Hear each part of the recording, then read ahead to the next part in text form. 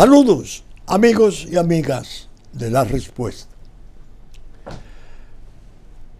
Seguimos y ya vamos para el año y medio con la noticia esencial como primer tema de La Respuesta. Algo sobre la pandemia, el COVID-19, el azote moderno. Uno lee, naturalmente aprovechando el ocio obligado del retraimiento, y va encontrando distintas experiencias por el mundo. Y es provechoso porque si se lleva solo de las informaciones domésticas, no estará totalmente informado, porque se trata de un fenómeno global. El trastorno, el quebranto es mundial. Y he estado observando y leyendo con atención el parecer de muchos expertos que están considerando que una de las fases más críticas de la pandemia actual la constituye esta porque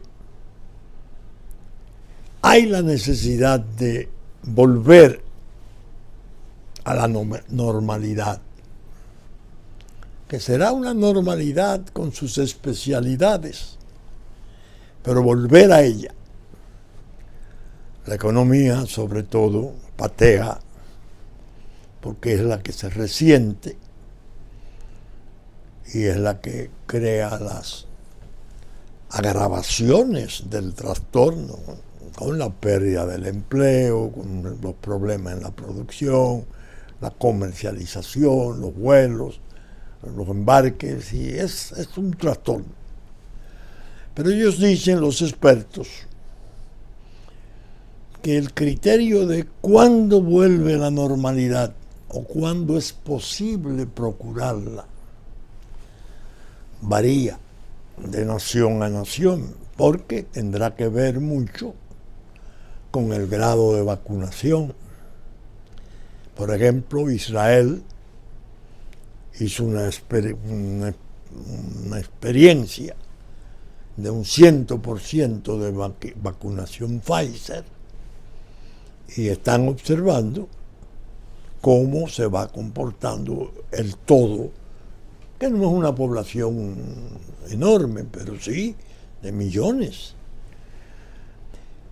Inglaterra, que ha sido muy golpeada y ha tenido tropiezos innegables desde el principio, está vigilando una mutación de la India.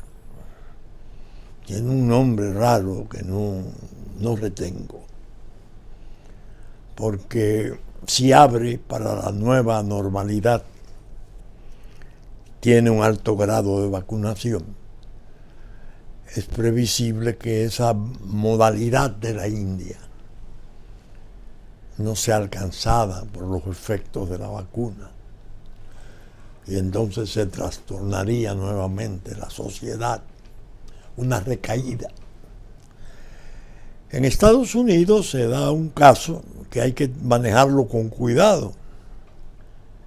Ya uno ve los estadios de béisbol y los demás campos de deporte en muchos estados que han autorizado normalidad plena, apoyándose en el alto grado de vacunación que han tenido.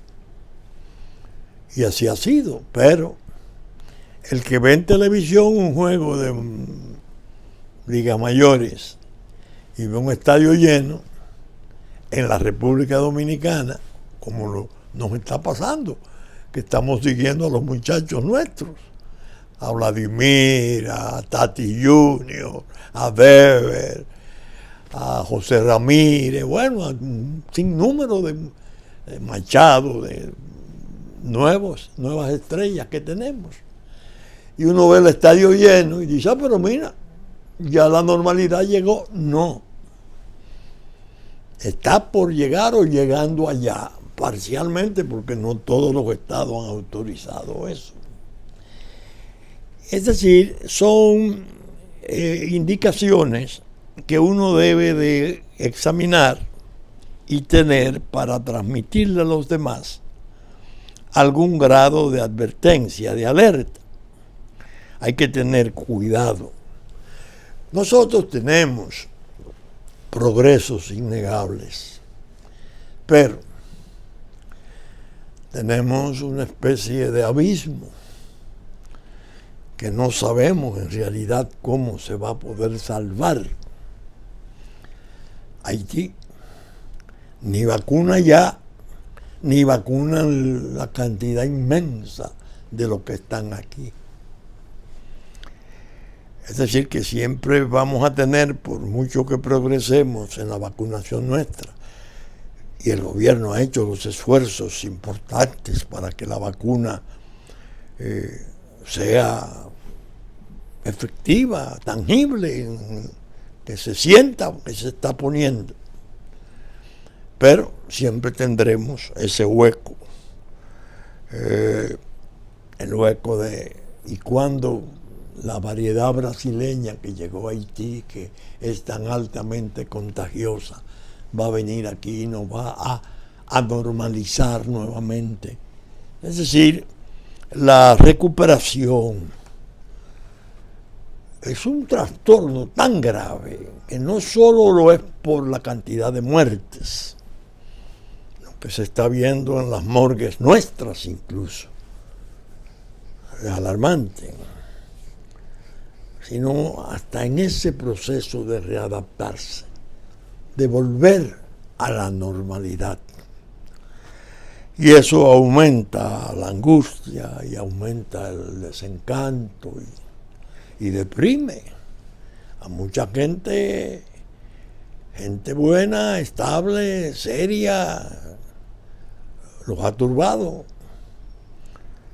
porque es una normalización de la vida, un cambio drástico de los patrones de convivencia.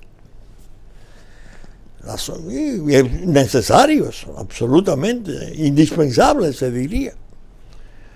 Afortunadamente podemos decir que la autoridad nuestra ha obrado con diligencia y ha hecho cosas efectivas, constructivas.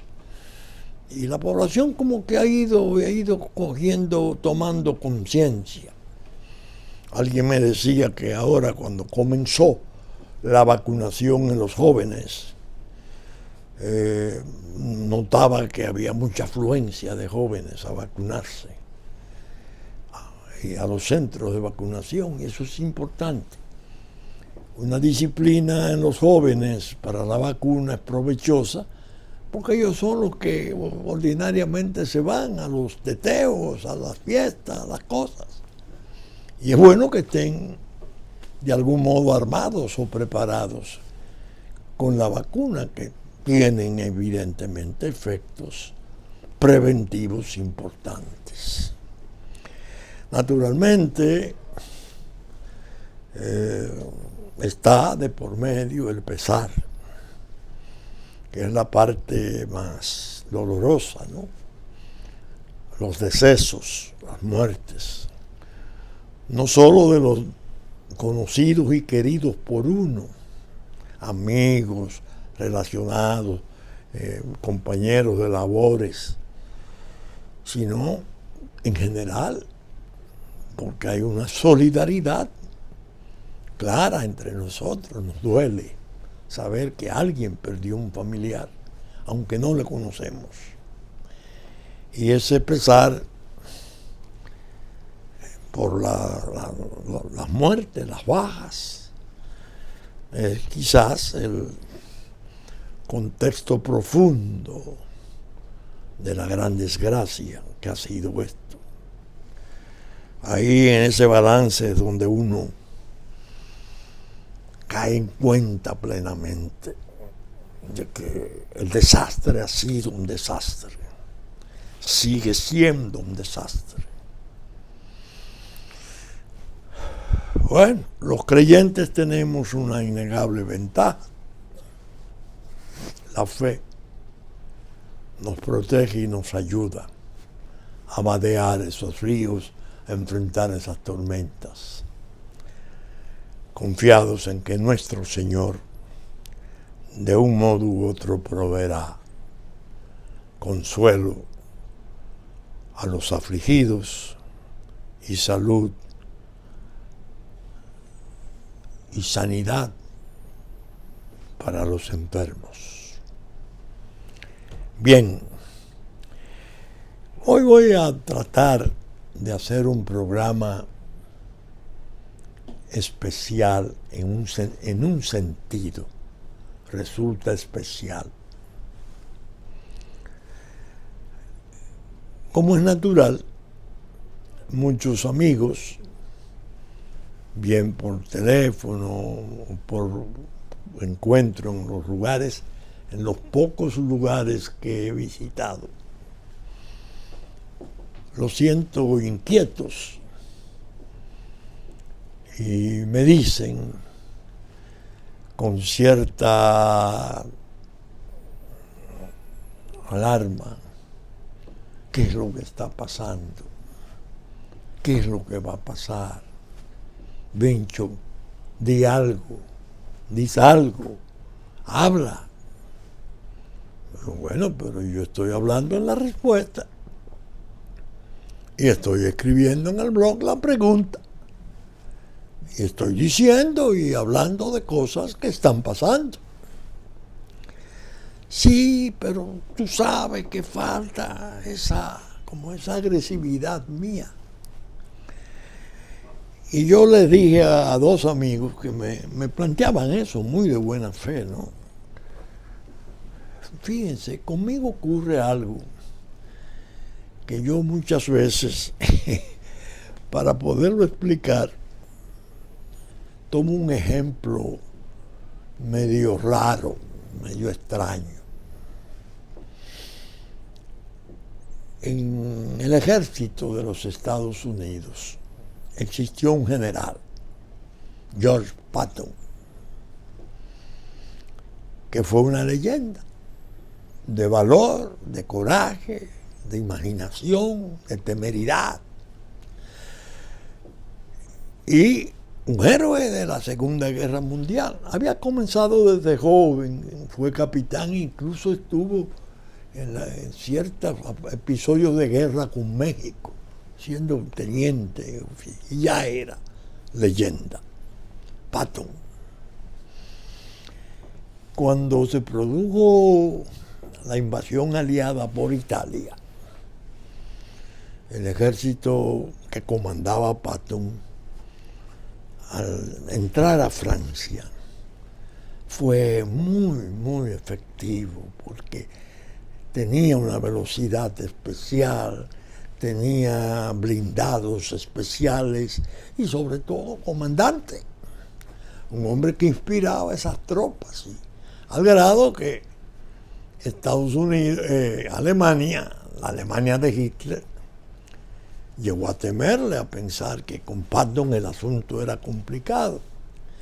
Y entre los engaños que los británicos prepararon para hacerle creer a los alemanes que el desembarco no sería en Normandía, sino en Calais, pusieron unos tanques de goma o de cartón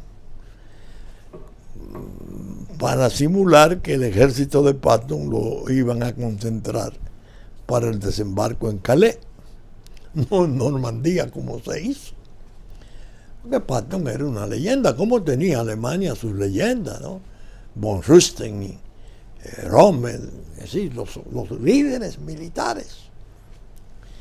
En una oportunidad se dio un caso cuando él iba en Francia subiendo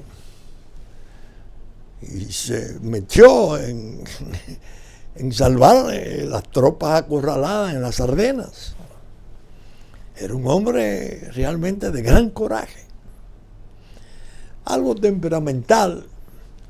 Lo habían castigado, Eisenhower lo había castigado porque en un momento, en un ataque de pánico, de un soldado en un hospital, lo abofeteó.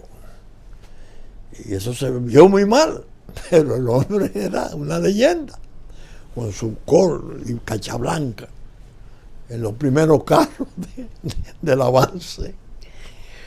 Él entra y sube en Francia, y ya para entrar, y alcanzar, pasar para Rin, al río Rin.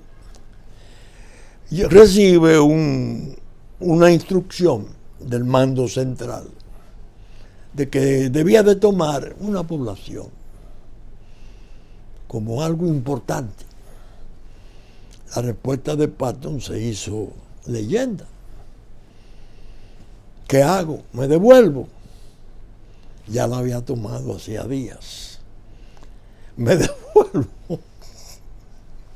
Entonces, yo hago siempre entre los amigos el símil de Patton, guardando la distancia, claro está. Son cosas diferentes, personajes distintos y escenarios diferentísimos. Pero tomo al general Patton como ejemplo. Cuando en la lucha contra la droga, yo leo y veo y oigo y amigos que se inquietan y preguntan y cada expediente lo alarma más. Yo veo la experiencia de Patton cuando me dicen, bicho, habla. Digo, pero bueno, repito, me devuelvo. Voy a seguir insistiendo en cosas que he dicho 10 o más veces. Es la ventaja, si se quiere, que uno no sabe si es ventaja o desventaja, de la intensidad de la lucha, de la calidad de la determinación del sujeto que asume una lucha. Yo ahora he estado viendo los expedientes que han estado surgiendo. El último, el que tiene, a mi modo de ver, implicaciones trascendentales que pueden tener efectos políticos o muy graves y perniciosos si no se observa y maneja bien, o muy favorables si se asumen las actitudes correctas. Atiendan ustedes. Se da el caso, primero, del diputado más votado del país, un señor de apellido Gutiérrez Díaz. Él, un hermano y 2 o 3 más. Él fue detenido en Miami, los otros fueron también detenidos en Florida, están para juicio, no sé si en Florida o en New York. Acusaciones severas de participar en tráfico internacional de drogas. Eso creó una especie de asombro. Pero es diputado y el más votado, sí. Vincho, di algo. Digo, por Dios. Tengo las cartas en que les escribí a los presidentes de los partidos políticos desde el 96, desde que estaba en el Consejo de Drogas, 96-2000, y a partir del 2005 en todos los procesos eleccionarios. Les advierto que mis informaciones son muy confiables, se están infiltrando en el trabajo político sujetos que directa o indirectamente responden a los intereses del narcotráfico internacional. Se entiende que los partidos deben de ejercer cierta tutela y control sobre la selección de sus candidatos. Cartas. ¿Cuántas veces he leído yo esas cartas en la respuesta? decía hace 3 semanas que en el caso del diputado de Santiago, me muestran un video de YouTube, me dice, mire, él declarando cuando era candidato a diputado, yo no tenía interés de participar en esto. Yo en realidad la política no me gusta, los partidos están llenos de ladrones, fue lo que dijo. Pero un amigo mío, muy importante, muy amigo mío, Hipólito Mejía, me dijo, no, tú tienes que estar, tú tienes que participar. Tú eres un hombre que realiza labores de caridad pública, de la comunidad, y eso te va a dar oportunidades. ¿Sí? Y él me animó y yo me metí. Está en YouTube. Digo, entonces, mientras yo escribía por años previniendo del peligro, gente de la importancia política de un expresidente,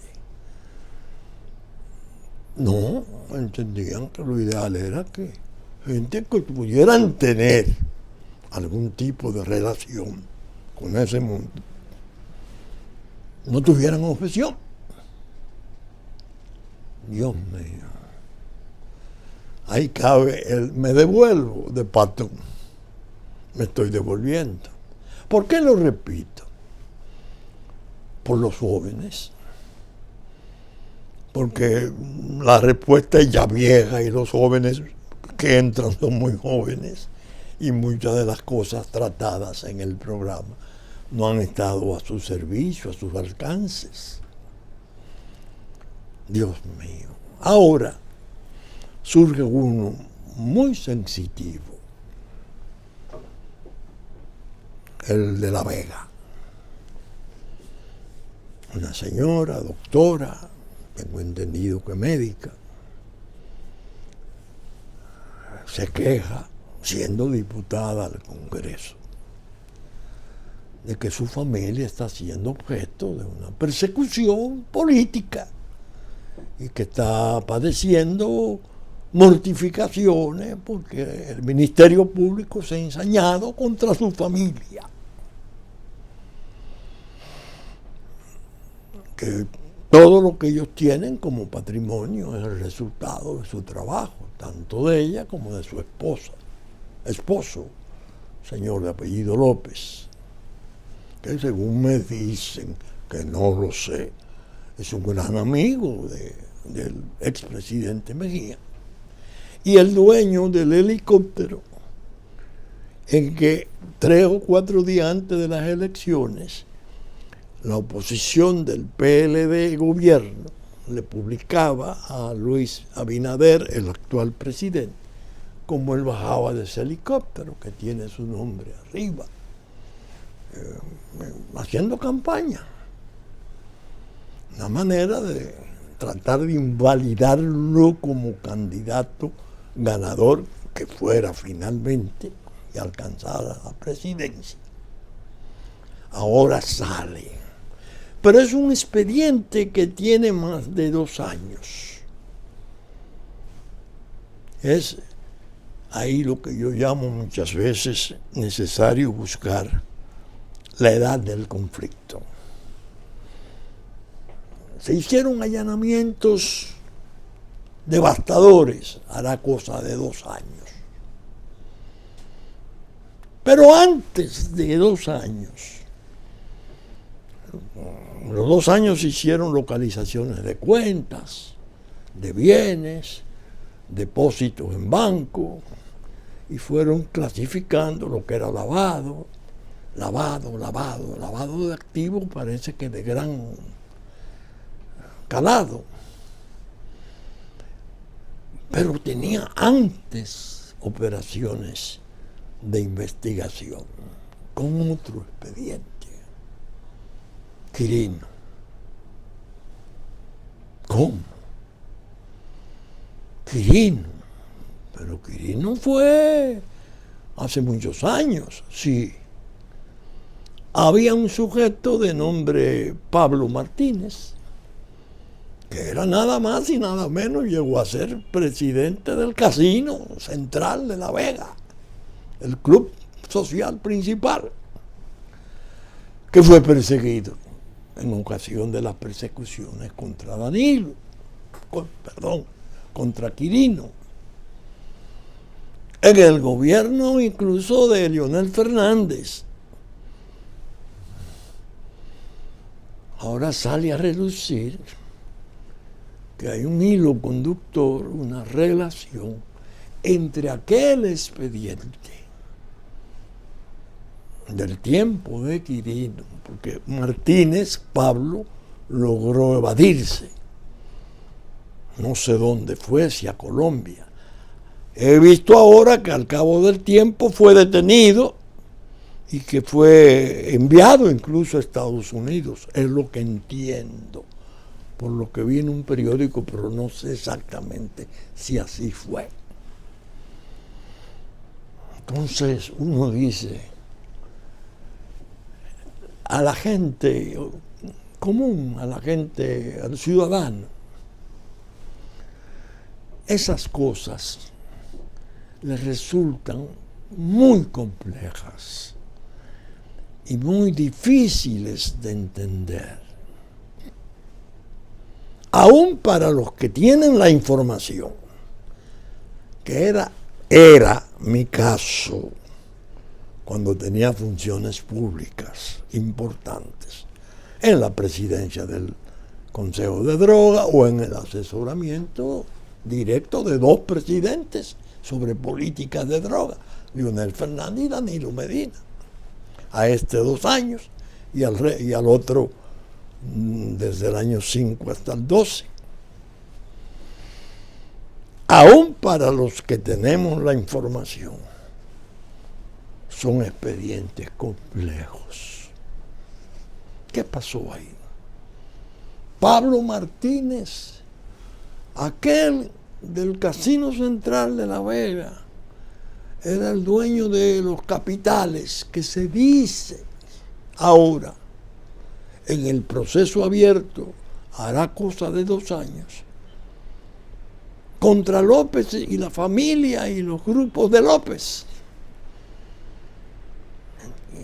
Por eso es que el cargo de lavado de activos de gran calado es el predominante. No, ahí viene la complejidad. Ahí viene la complejidad. El expediente o los expedientes separados en el tiempo, uno del tiempo de Quirino, otro, diríamos, de la actualidad.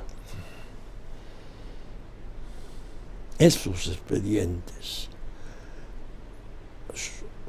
son han sido y son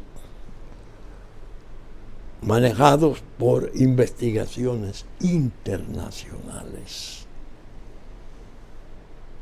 La parte peor de los cargos es el carácter transnacional y la participación de elementos nacionales en esa red transnacional de tráfico. Caramba. Pero hay más. Hay una implicación aún más grave. En Venezuela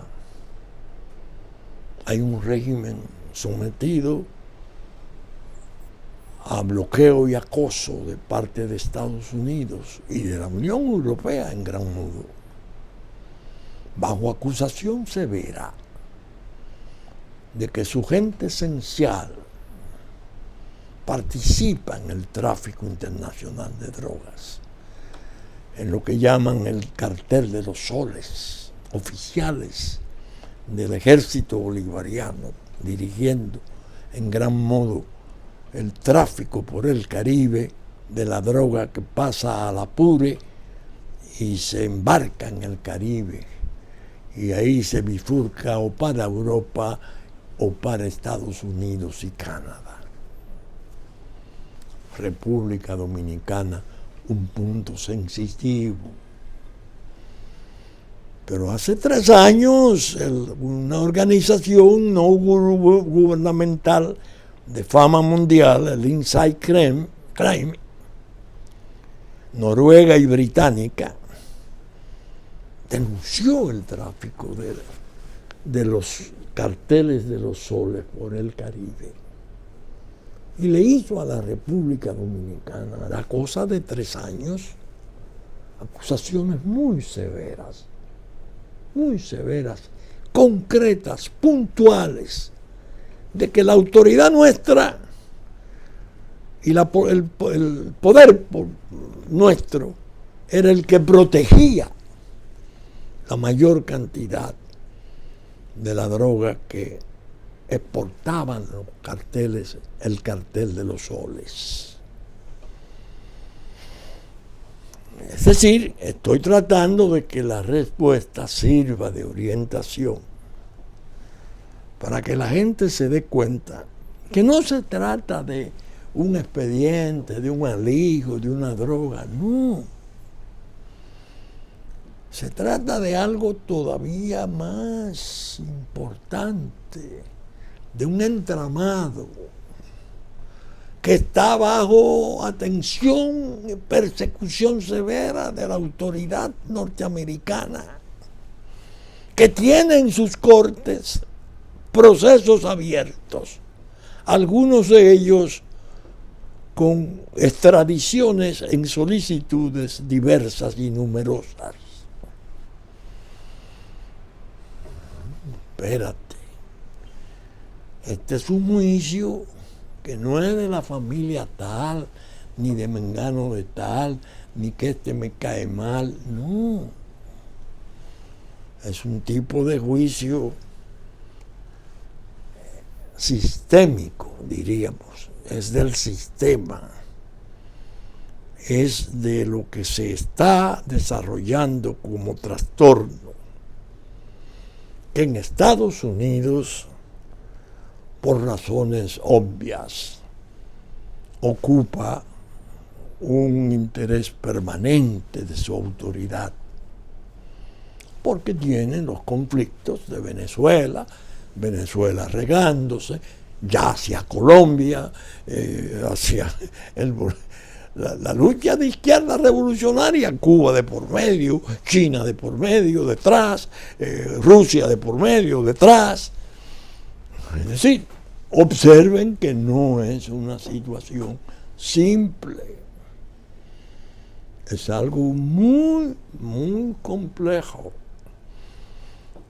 Ahora, al surgir esto, se van a animar algunos sectores para tratar de sacarle filo político. Mira aquí, López, sí, pero este es el dueño del helicóptero, pero aquí volaba en la campaña el presidente, sí, se supone que daba contribuciones, pero era un hombre muy importante en La Vega y el Cibao, dueño de empresas importantes. Bueno, la esposa dice que esos 2.500 y tantos millones de pesos son fruto de su trabajo. Creo que hay gran parte de esos depósitos o estuvieron a su nombre, no lo sé. Estoy hablando, no me gusta hablar de los detalles de los procesos, repito, desde la calle, sin tener la información directa, porque se puede ser injusto y se puede ser excesivo. Estoy diciendo lo que la prensa ha hecho trascender. Hago esa advertencia.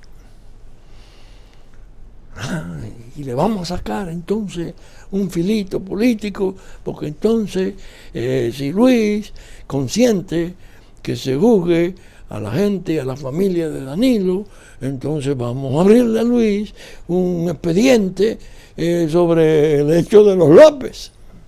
Por Dios. La realidad ha sido que el quehacer político en general nuestro no se cuidó, no se vacunó, para decirlo en términos de pandemia, contra los efectos del narco. En general lo acogió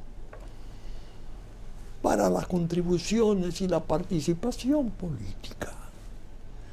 Las voces de ese excéntrico, de ese loco, de Vincho Castillo, no hombre, es un disparate, así no, los países no progresan. Que finalmente Estados Unidos es más culpable que todo porque el mercado está allá y si no hubiera mercado como el de ellos no hubiera tráfico. Todas esas cosas que se dicen, esa es la realidad. Abarcó el quehacer político en general. Hay no una, dos, ni tres, ni cuatro, decenas de muestras de sujetos que en una forma u otra han participado en las campañas, sufragan con fondos de esa oriundez ilícita, criminal, alcanzan las posiciones y desde allí están parapetados. Contra. ¡Qué complicación! Surgió un poder paraestatal, así, paralelo al poder propio del Estado, el gobierno que administra el Estado. Eso es muy complicado. Yo a los norteamericanos, no ahora, porque ya estoy alejado de las funciones, cuando estaba en funciones, nunca dejé de hacerle censura en los niveles más altos de su autoridad. Bueno, el general McCaffrey es mi mejor testigo. Y en muchos casos me dio la razón. Recuerden aquella cita que hago de cuando fuimos a Washington, una reunión con los ministros antidrogas de América Central, y él estaba con la procuradora, la fiscal general, Janet Reno, que era una leyenda, una Miriam hermana norteamericana. Y en la que escribió las notitas aquellas de felicitación por mi discurso sobre extradición y por las cosas que yo estaba haciendo, planteando. Nosotros planteamos ahí, como país, Abel Rodríguez del Orbe y yo, Procurador General de la República, él y yo, Presidente del Consejo de Drogas. Miren, tenemos que firmar un tratado bilateral para el cumplimiento de condena, la terminación del cumplimiento de condena. Porque lo que está ocurriendo en la actualidad es que los agarran allá, se los mandamos en extradición, aquí hacen los arreglos que ellos crean y que les favorecen, salen apenas menores, regresan a disfrutar de sus fortunas inmensas. Quedan habilitados para seguir operando, porque de eso no se sale más que por la muerte o la cárcel. Vamos a hacer una terminación de cumplimiento de condena, vamos a levantar un centro penitenciario con patrones internacionales de control multinacional para ese fin, cuestión de que no haya escandaleras sobre violaciones de derechos humanos del tercer mundo, no. Y vamos sobre todo a buscar los mecanismos de ejecución de las sentencias de allá, de Estados Unidos. Sentencias confiscatorias, vastas, potentes, para despojarlo de las fortunas. Si se puede hablar de despojo, para recuperar los valores. Es más, lo que se podría levantar ahí como dinero es más que la ayuda internacional de los norteamericanos y de las naciones de Europa en general. Es un alivio para la ayuda de Estados Unidos que allá se pueda poder ejecutar esas sentencias, no con el exequatur clásico que se da, que aquí se ha intentado y ha habido algunos casos pálidos, insuficientes. No, por virtud de un tratado lo hemos propuesto. Yo recuerdo que en aquella entrevista que yo menciono tanto en Chile, de 3 horas con el general McCaffrey en un hotel de Chile, mientras se celebraba la recepción en un hotel de gran lujo con el presidente Clinton y los presidentes, y él dijo: yo prefiero quedarme aquí con el doctor Castillo, porque me interesa sus posiciones sobre la droga en el Caribe. Yo a él se lo dije con dureza, como le dije lo de la MINUSTAH, general, ¿y cómo es posible que un mandato de Naciones Unidas que en 1961 declaró la droga crimen de lesa humanidad en su resolución única, vaya tropas multinacionales, una camioneta viene cargada de heroína junto a tropas con armamento de alto calibre y no se puede tocar eso porque el mandato no alcanza ahí? ¿Cómo es eso? Es un narcoestado, es un almacén de drogas. Eso va a terminar siendo un percance general, no solo para nosotros, para ustedes más que nadie. Sí, lo comprendemos. Pero aquí, decía el general McCaffrey, que es un personaje digno de elogio, es que aquí tenemos muchas complejidades con esta burocracia nuestra. Entonces comienzan los jueces a entender que sus sentencias benignas están siendo desconocidas por un acuerdo internacional. Entonces el Congreso comienzan los lobbies a funcionar, lo decía él, para evitar esas cosas. Es decir, cuando digo que este programa yo lo quiero aprovechar para hacer un enfoque profundo de esas cosas, es porque tengo el convencimiento de que a menos que Estados Unidos rectifique totalmente ese tipo de conducta, tenemos toda la información de todos y cada uno, pero la vamos a dosificar. La usamos de acuerdo al interés coyuntural, al del momento dado. No es así. Tenemos toda la información. Nuestro tesoro tiene la ley Kemping. Hay un equipo SWAT financiero formidable, gente de la inteligencia financiera mundial. Saben dónde están todos los capitales de los políticos corruptos de América Latina. En los paraísos fiscales, todos. Vamos a ayudar al pueblo. Porque en la medida que esos políticos corruptos, vinculados directa o indirectamente con los capitales de la droga, mantengan su vigencia, control y poder y dominio, todo esfuerzo que se haga por desarrollar esos pueblos sanamente serán un fracaso. No. Vamos a darle ayuda. No solo los juicios que armemos aquí, vamos a fortalecerles las pruebas de los juicios que ellos hagan allá. Ellos han hecho esfuerzos.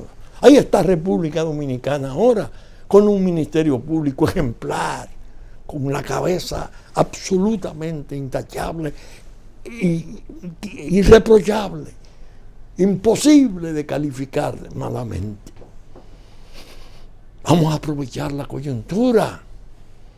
¿Cuáles son los expedientes que tienen allá pendientes? Nosotros tenemos pruebas aquí formidables. Es más, si hacemos una suma de los capitales depositados en las Islas Paraíso, es posible que sea el doble o el triple de las ayudas que nosotros pudiéramos ofrecer a través del Banco Mundial y el BID. Vamos a eso, vamos a fortalecer a ese presidente que ha dado el paso de crear esa libertad y esa independencia del Ministerio Público. Y eso lo salva. Porque si hubiese tenido compromiso de proteger esas cosas, no hace la otra. No piensa en Miriam, en Jenny, y ni le dice a esas mujeres, ni que yo dé instrucciones, ustedes son absolutamente independientes. Eso salva al presidente Abinader. Por eso digo que el momento es importante. Yo digo, las mujeres, 2 de la comunicación social, de investigación, doña Alicia y Nuria, y 2 del Ministerio Público, constituyen el puñado de defensa mayor y mejor de la República. Lo digo con todo el convencimiento. No un halago, ni una lisonja, no, un convencimiento. ¿Por qué entonces no aprovechar esas coyunturas? Fortalezcan esa administración de gobierno. Ese es un presidente honrado, comprometido. Esa medida de liberar ese Ministerio Público, ya incluso actuando no solo contra los funcionarios de la pasada administración, sino sobre funcionarios de la actual administración. Pero vamos a tratar de animar eso, que eso no se dañe, que eso no se interrumpa, que eso no se malogre, que ese pueblo va a alinearse con una línea justa, severa, conforme al debido proceso, conforme a derecho, sin atropellos. Eso es lo que desarrolla los pueblos integralmente. Por eso quise traer esos casos y recordar mi inquietud, mi presentimiento, que a veces yo termino por temerle a mis propios presentimientos, porque he tenido experiencias de certeza escalofriantes. Cuando pedí protección para esas 4 mujeres, hace ya algunos meses, y le dije al Estado, cuidado, protejan esas muchachas, que son activos nacionales. Para asumir esa posición, tengo que contar con todo ese plexo de convicciones, de ideas, de informaciones, de datos, de vivencias que he acumulado en mi vida. Yo sé dónde está el peligro. Macondo Guevara, importantísimo, violento, esa droga no es mía. Pregúntenle al capitán del barco y al subcomandante del barco, uno colombiano, otro venezolano, eso no es mío. Yo quiero que me interrogue la autoridad americana y el procurador general de la República. Bueno, vienen y lo interrogan y lo complacen. Y dice lo que él entendía de quién era la droga. Por eso a Vincho Castillo eso no le pasa por debajo de la mesa. Bueno, porque sucede que lo condenaron aquí a 20 años. No lo van a extraditar como se pidió. Y está conforme que ni apeló con los 20 años. Así. Y lo que digo, se sabe aquí. ¿Y quién lo sabe más que esa jovencita de Santiago, tan pintoresca en su forma en que plantea las cosas, bien dotada, bien capacitada, por cierto. Jenny Berenice, entonces, hey amigo, espérese, hay que cuidarla, porque los intereses que están de por medio entre la narcopolítica y el narco-narco no tienen piedad, son implacables. Es decir, no es una voz de intriga ni chismosa, cuídenla, no. El fundado, el hecho fundamental es que ningún dominicano puede decir, yo he estado 4 horas oyendo a 4 funcionarios norteamericanos interrogando a un sujeto que quería declarar acerca de la propiedad de esa droga de los barcos, donde está de trasfondo el cartel de los soles de Venezuela. Lo que hace el expediente, un expediente sumamente sensitivo. Esa es lo que se llama una liga mayor del crimen y del juicio y de los efectos políticos que se puedan desprender de ello. Al presidente Abinader yo le aconsejo, presidente, usted está casado ya por lo civil con la gloria, le falta el matrimonio religioso, hágalo, mantenga sus posiciones, no se intimide. El helicóptero, el que nosotros tuvimos una experiencia cuando el Remolino del Juicio, increíble, con aquel helicóptero de Remolino del Juicio. Nos dieron una lista de los políticos que lo volaban. El que más lo volaba es el que ustedes menos piensan. Increíble. Dormía al lado del helicóptero presidencial y bajó. Pero un gobierno que hizo una pista en Elías Piña para el turismo de Elías Piña, según se dijo. Vamos a ver, vamos a continuar con estos afanes hasta el último hálito, si Dios quiere. Saben ustedes que estamos saliendo por Super Canal 3 del cable, 33, televisión abierta y YouTube.